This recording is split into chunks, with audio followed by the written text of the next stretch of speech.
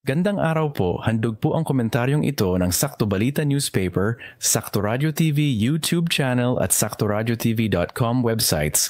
Parehong umaangkin ng tagumpay ang Israel at Iran, pero parehong nawasak ang dalawang bansa. Maging ang United States ay biktima, nasukat ng daigdig kung hanggang saan lang ang puwersa ng pinakamakapangyarihan bansa. Imbes na mabago ang rehimen sa Tehran, tipong ang leader ng Israel at US ang siyang masisibak sa pwesto, nabiyayaan sa Israel-Iran war ang China at Russia. Alam na nila ngayon kung paano didepensa at didiplomasya kontra United States.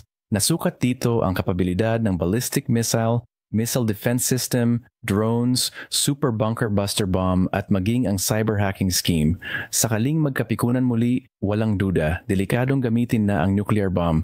Bagaman nawasak ang nuclear sites ng Iran, tiyak na reresbak sila at dedepensa ng todo sa susunod na digmaan. Alam na rin nilang sangkatutak ang espiya at intel ng US sa loob at labas ng kanilang pamahalaan.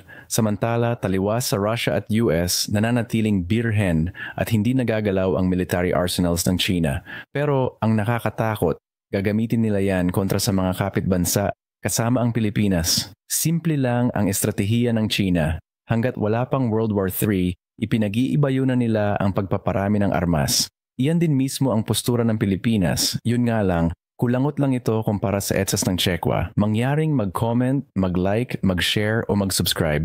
Isang digital creation po ito ng Sakto Balita Publications bilang inobasyon sa makabagong pamamahayag. Ang inyong abang lingkod, Mang Ambo. Maraming salamat po.